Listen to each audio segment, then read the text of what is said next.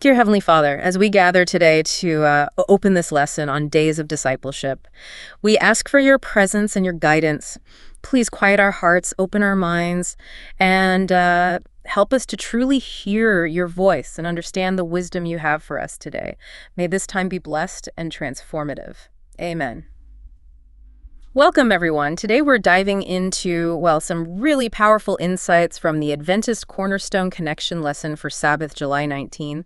It's titled Days of Discipleship. That's right. Think of this as our exploration into how to live a truly maybe stress-free life in this demanding, fast-paced world we're all in. Yeah, it's definitely timely. At its core, this study really zeroes in on a key moment, Jesus calling his disciples aside, right after this incredibly successful evangelistic campaign they'd just finished. And it's fascinating because, Jesus saw beyond their excitement, right, and their obvious exhaustion.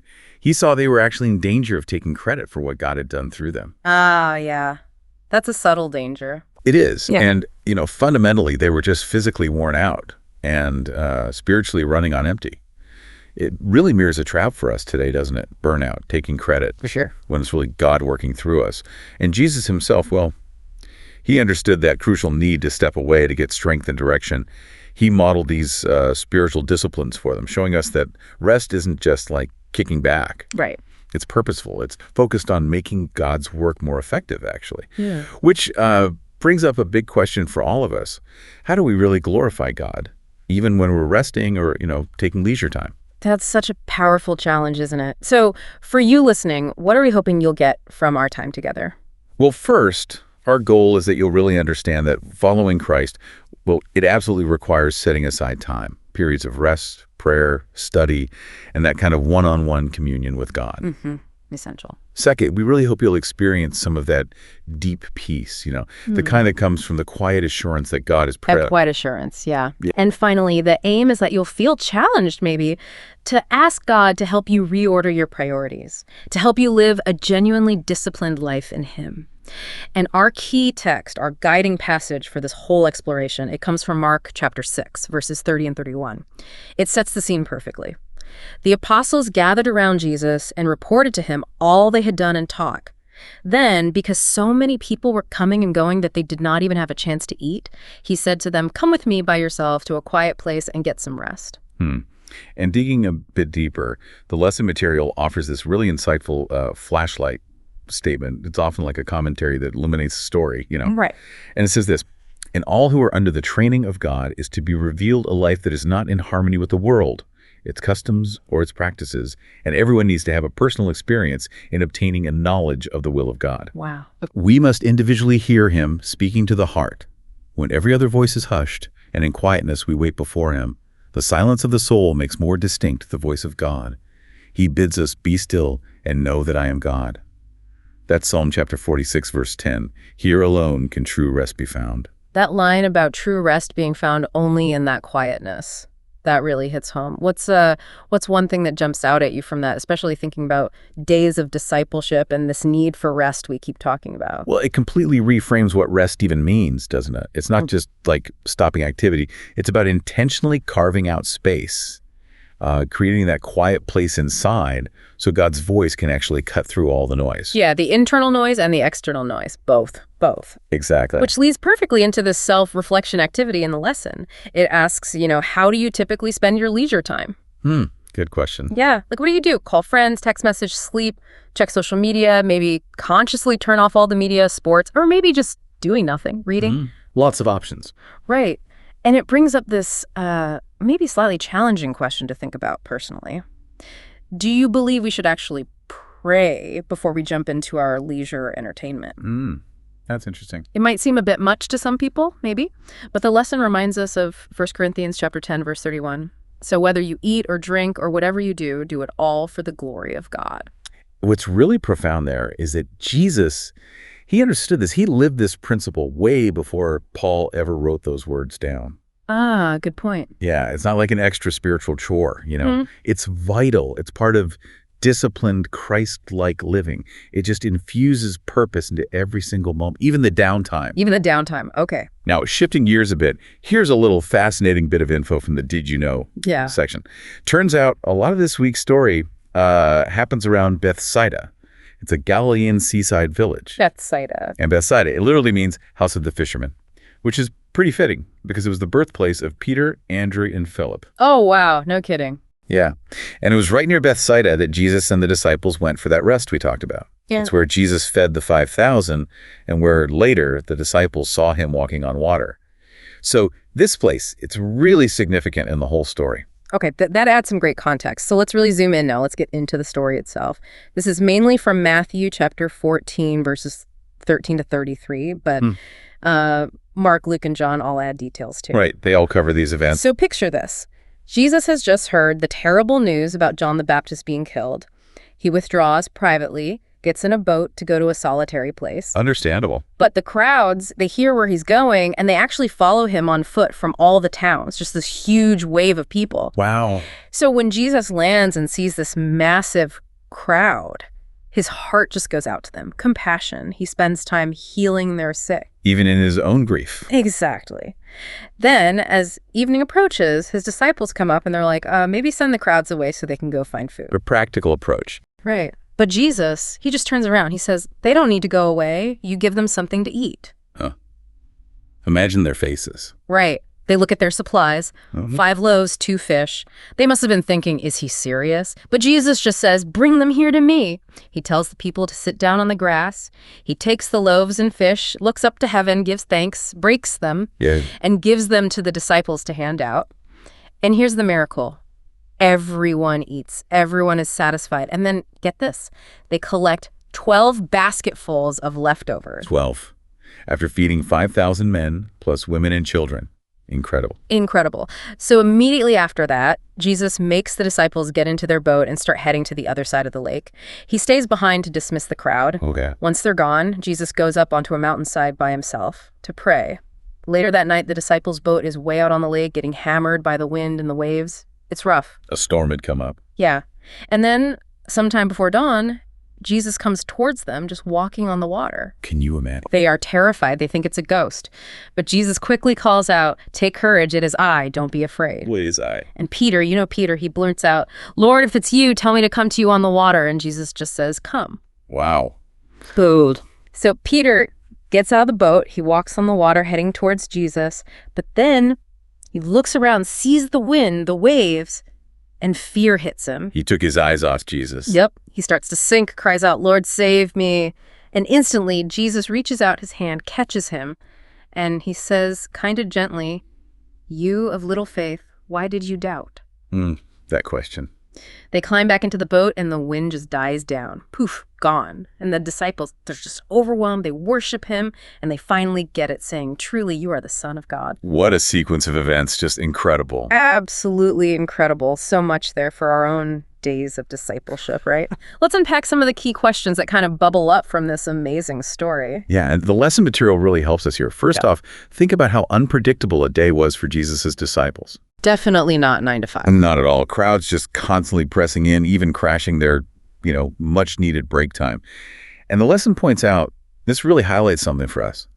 The life of a Christ follower today is just as unpredictable. Good point. Which underscores our deep need, to really know God's voice, to know his leading in every situation, especially when our plans get totally thrown out the window. Yeah. Being able to pivot spiritually. Okay, what else does this story tell us about Jesus himself, especially during this time? Well, think about it.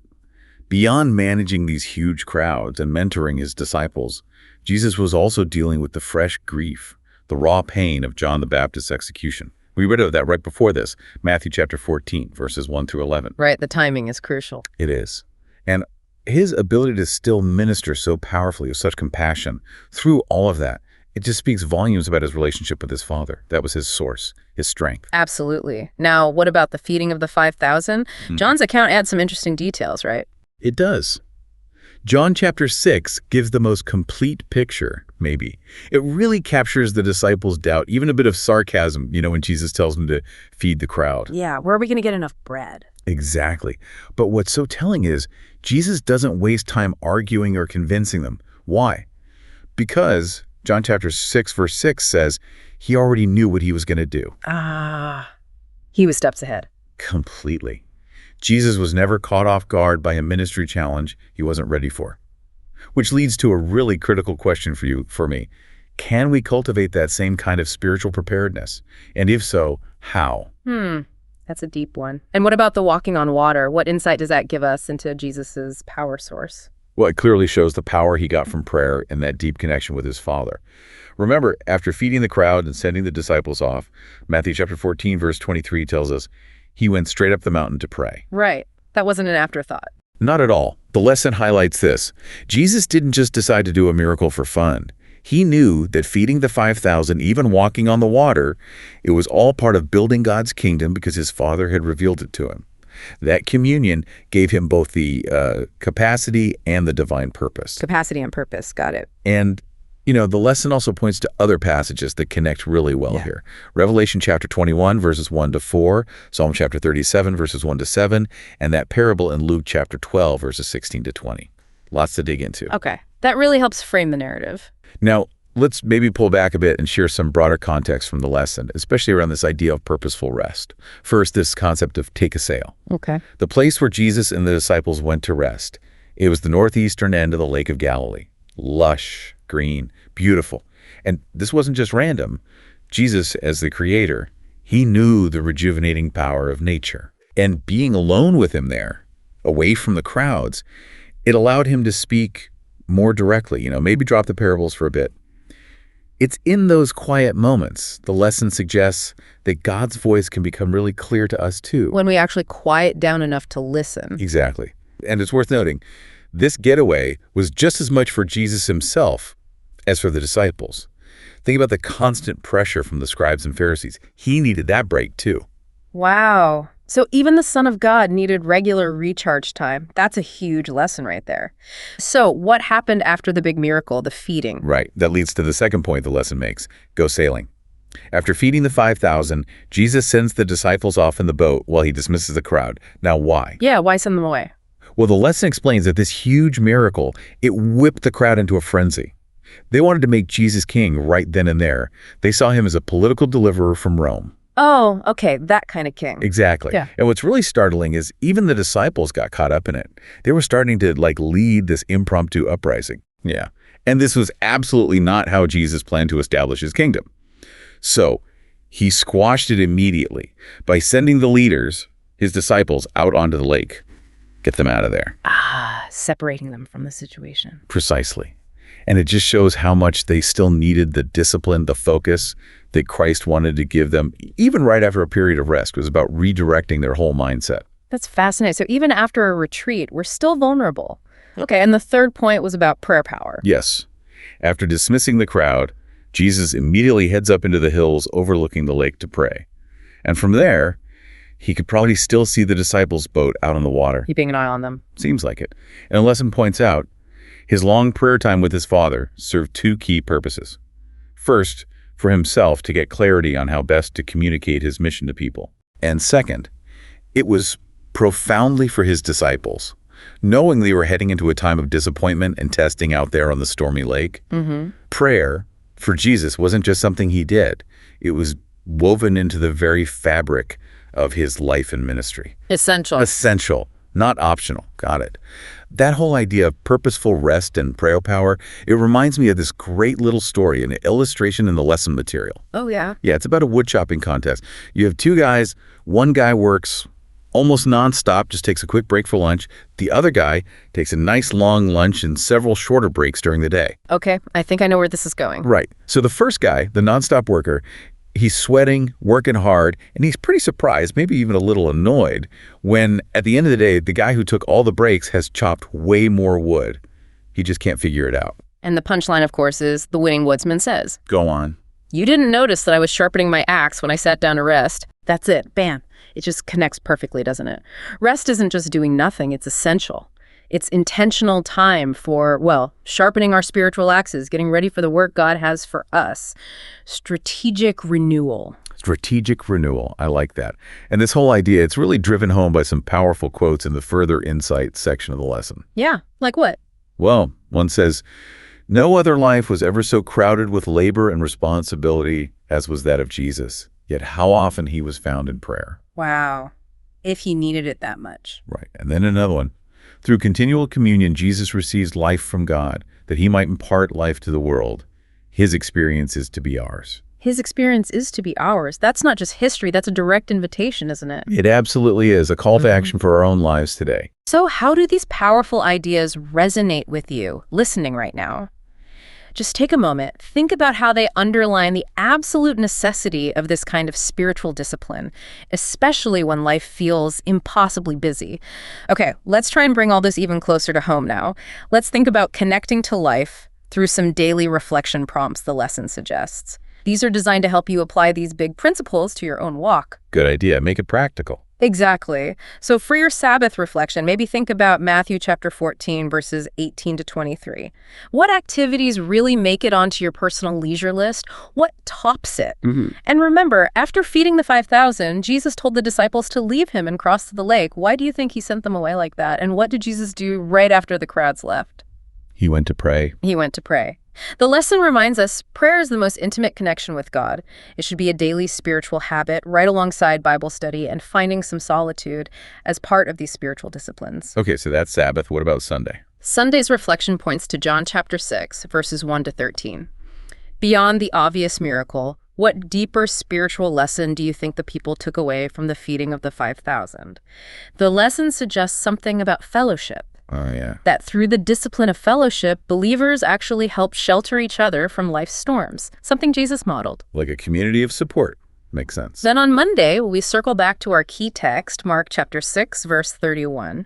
Remember, the disciples just got back from the successful mission, and Jesus says, "Come with me by yourselves to a quiet place and get some rest." Why? Why did he specifically call them aside? Good question. Was it only physical rest they needed? And think about the word discipline itself, behaving in a controlled, calm way under stress. Is it even possible to stay calm in stressful times without making space for quiet time? Probably not sustainable anyway. Right. And here's a challenging one. When was the last time you intentionally unplugged from all media just to try and hear from God? Oof. Convicting. Yeah. Okay, Tuesday's reflection looks at Romans chapter 12, verse 2, and it ties back to that flashlight quote. "In all who are under the training of God is to be revealed a life that is not in harmony with the world." What does that really mean practically? A life out of harmony with the world. Not conforming. Yeah. And how is Jesus' own life fundamentally out of sync with the norms of his day? In so many ways. Wednesday brings in Jeremiah chapter 33, verse 3. The lesson has these punchlines. Scriptures to maybe commit to memory, like Isaiah 32.18, Proverbs 3.56, Matthew 11.2830. That come to me, all you who are weary one. Exactly. And Jeremiah 33.3. Which one stands out most to you right now? Jeremiah promises God will show you unsearchable things, these deep mysteries, if you submit to him. So what's the connection between Matthew 11.28, that invitation to rest, and the spiritual discipline of submission? Submitting to find rest. Interesting link. Yeah. Then Thursday asks, based on everything we've talked about, this need for rest, rejuvenation, what changes might you actually make to your weekly schedule? How much quiet time do you really spend with God?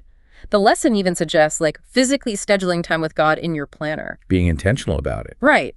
Because these spiritual disciplines, they don't save us, do they? But they put us in God's presence where he can transform us. That's the key difference. And finally, Friday's reflection uses Psalm 119, verse 105.